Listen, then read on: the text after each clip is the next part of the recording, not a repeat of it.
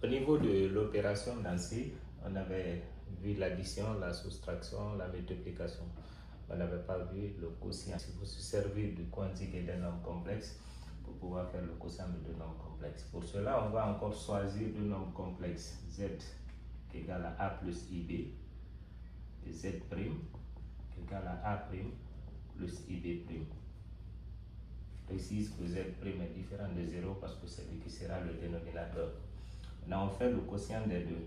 On a Z sur Z', c'est égal.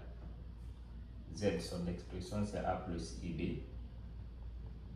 Et Z', son expression, c'est A' plus IB'. Maintenant, vous voyez, l'écriture là, elle n'obéit pas à la forme algébrique d'un nombre complexe. Cette écriture, parce qu'il y a I au numérateur, I au dénominateur. Et pour la forme algébrique d'un nombre complexe, il faut savoir lire la partie réelle et aussi la partie imaginaire. Mais ici, on ignore quelle est la partie réelle du nombre complexe, la Z sur Z', et quelle est aussi sa partie imaginaire. Donc, pour cela, je me sers du conjugué du nombre complexe se trouvant au dénominateur, comme avec les réels. Quand on a le radical au dénominateur, on se sert de l'expression conjuguée pour pouvoir la lever au dénominateur. Donc ici encore, lorsqu'on a le I au dénominateur, je me sers du conjugué du nombre complexe se trouvant au dénominateur. Le nombre complexe qui représente le dénominateur, je prends son conjugué, je multiplie et le numérateur et le dénominateur par son conjugué. Donc ce qui me donne ici, A plus IB, lui ne change pas, je l'écris. A plus IB multiplié par le conjugué de A' plus IB', il me suffit de changer le signe de la partie imaginaire. Donc ça fait A' moins IB'. Sur, je le réécris aussi, A' plus IB' multiplié par, je multiplie le numérateur par le conjugué du dénominateur. Je fais de même que son dénominateur aussi, A' moins IB'. Si j'arrive à simplifier les deux, ça me redonne l'état initial ici. Là, je continue. Z sur Z' égale. Ici, je ne peux que développer. Je cherche à développer. J'aurai A' moins AIB' plus IBA'. Plus fois le moins, ça me donne moins. I fois le I, ça me donne I carré. Et B fois B', ça fait B'. C'est bon? Au dénominateur, je peux développer comme je l'ai fait au numérateur. Je développe. Mais si on constate bien, on voit A' plus IB', facteur A' moins IB'. Donc ça me donne ici une identité remarquable vue dans R. Et les identités remarquables vues dans R restent valables aussi dans C. Donc il suffit que j'applique cela ici. La forme de A plus B, A moins B. Donc ça me donne A carré, qui est la partie réelle au carré, moins de l'identité remarquable, facteur B c'est IB. Le B c'est IB, IB'. Donc IB', le tout au carré.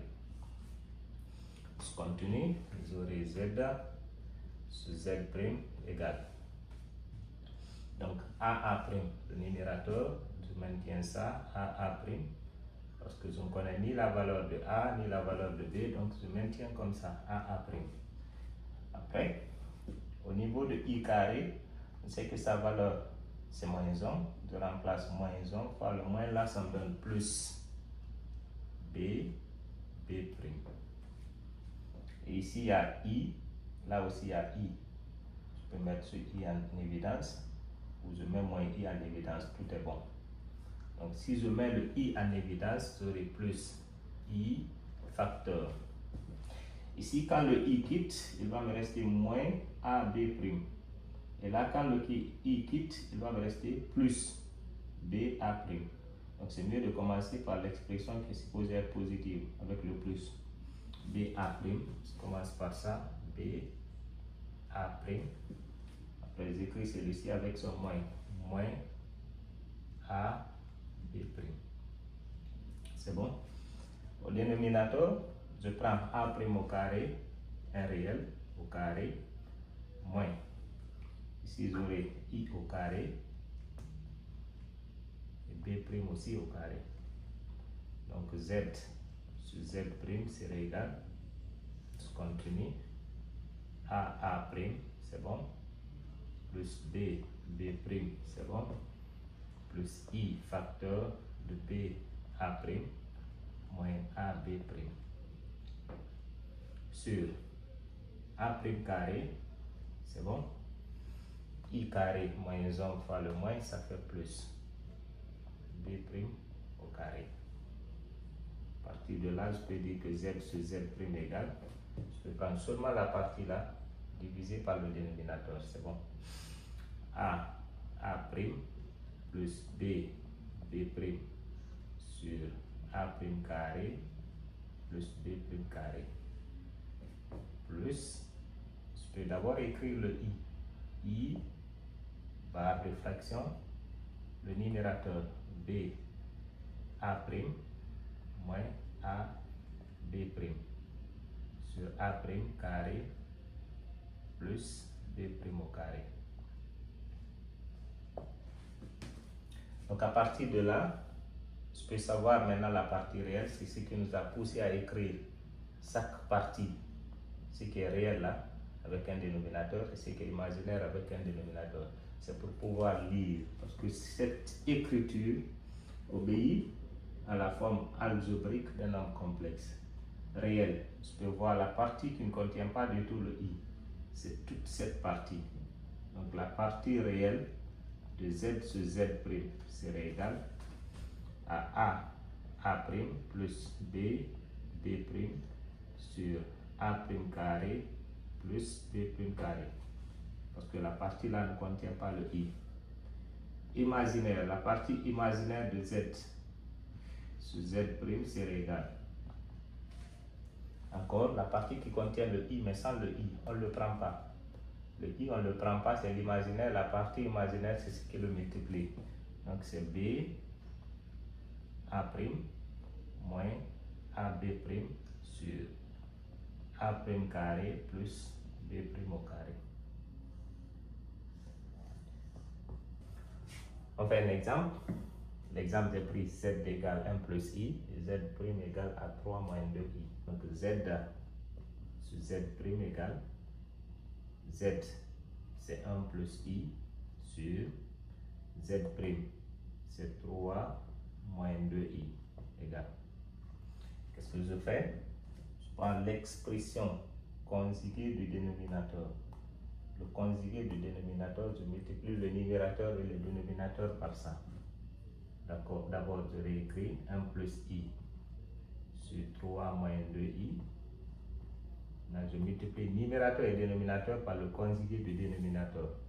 Donc ça fait 3 plus 2I sur 3 plus 2I.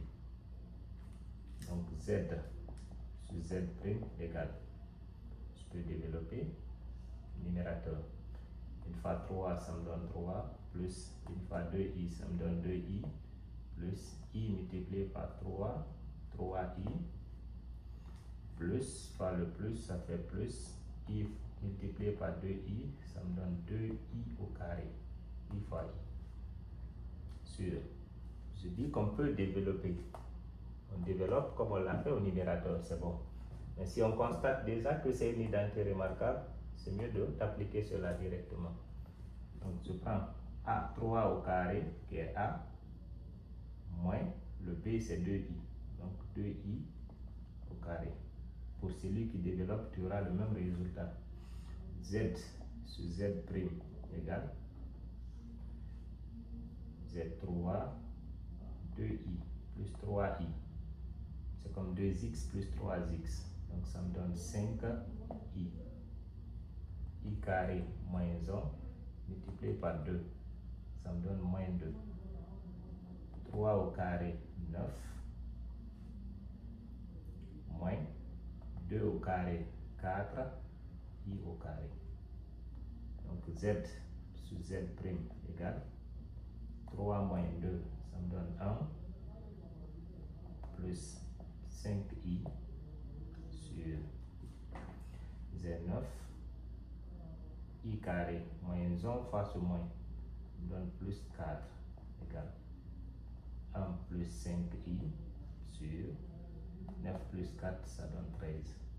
Donc Z sur Z' égale Z1 sur 13, vu qu'il est le seul réel, plus 5 sur 13 multiplié par le I. Et à partir de là, je peux lire la partie réelle et aussi la partie imaginaire. Réel du quotient 1 sur 13. Imaginaire, partie imaginaire du quotient 5 sur 13.